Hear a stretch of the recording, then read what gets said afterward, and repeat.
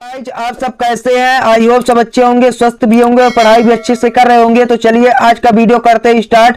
आज का हमारा वीडियो बहुत इंपॉर्टेंट होने वाला है, तो इस वीडियो को स्किप मत करिएगा, अच्छे से देखिएगा। तो चलिए आज समझते हैं कि निर्धनता या गरीबी किसे कहते हैं। ठीक है, सभी लोग तो बोलते हैं हम गरीब हैं, लेकिन परिभाषा नहीं बता पाते हैं। तो चलिए, निर्धनता किसे कहते हैं? जब किसी व्यक्ति के पास जीवन यापन करने के लिए जरूरी संसाधन ना हो तो उसे निर्धनता कहते हैं। ठीक है, जैसे रोटी, कपड़ा, मकान, शिक्षा और स्वास्थ्य इत्यादि। ठीक है, तो आप लोग आज से लिख कर आइएगा कि निर्धनता जब किसी व्यक्ति के पास जीवन यापन करने के लिए जरूरी संसाधन या अपनी आवश्यकताओं की पूर्ति के लिए जरूरी संसाधन नहीं होते हैं तो उसे निर्धन व्यक्ति कहते हैं। ठीक है, जैसे रोटी, कपड़ा, मकान, शिक्षा और स्वास्थ्य एक व्यक्ति के जीवन के लिए यह बहुत जरूरी है। ठीक है, अब आ जाइए निर्धनता के कारण देख लेते हैं। यह भी एग्जाम में बहुत ज्यादा पूछ लिया जाता है।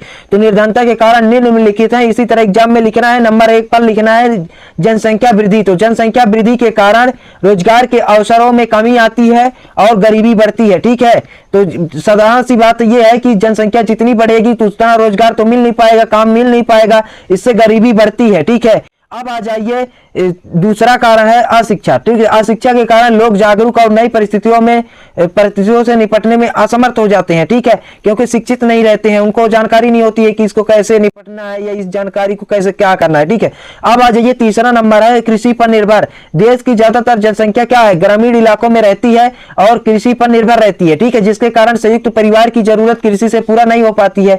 यह बात तो सही है, कभी वर्षा नहीं होता है तो कृषि अच्छे से नहीं हो पाती है और लोग अशिक्षित हैं ज्यादातर ग्रामीण के लोग, तो वो अच्छे तरीके से कृषि भी नहीं कर पाते हैं।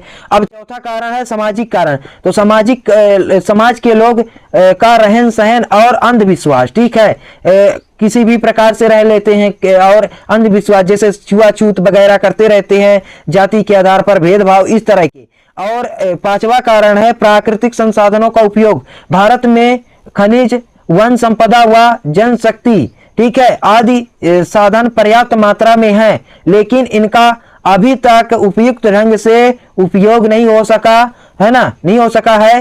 प्राकृतिक संसाधनों का अल्प विदोहन भी गरीबी का एक कारण है। ठीक है, ये कारण हो गए। अब आ जाइए इनके प्रकार देख लेते हैं, निर्धनता के प्रकार। तो निर्धनता के प्रकार मुख्य रूप से 2 हैं। ठीक है, नंबर 1 पर है सापेक्ष निर्धनता, नंबर 2 पर है निरपेक्ष निर्धनता। अब आइए इसका डिटेल देख लेते हैं कि आखिर सापेक्ष निर्धनता क्या होती है। तो सापेक्ष निर्धनता जब किसी व्यक्ति की आय राष्ट्रीय औसत आय से कम हो जाती है तो उसे सापेक्ष निर्धनता कहते हैं। ये 50% से कम होती है। ठीक है, तो उसे सापेक्ष निर्धनता कहते हैं। तो आप लोग कैसे लिखिएगा? जब किसी व्यक्ति की आय राष्ट्रीय औसत 50% आय से कम हो जाती है तो उसे सापेक्ष निर्धनता कहते हैं। इसके बाद आ जाइए दूसरा नंबर है निरपेक्ष निर्धनता किसे कहते हैं।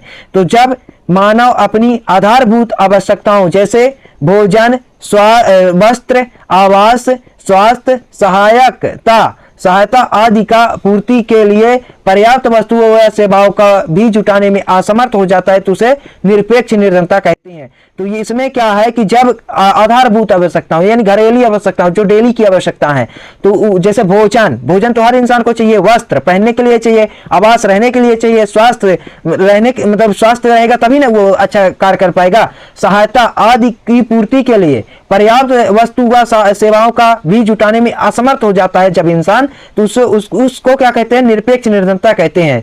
तो आशा करते हैं आप लोगों को ये वीडियो अच्छा लगा होगा। तो वीडियो अगर अच्छा लगा है तो वीडियो को लाइक शेयर जरूर करिएगा, एक प्यारा सा कमेंट करिएगा। आज के लिए इतना ही, मिलते हैं नेक्स्ट वीडियो में।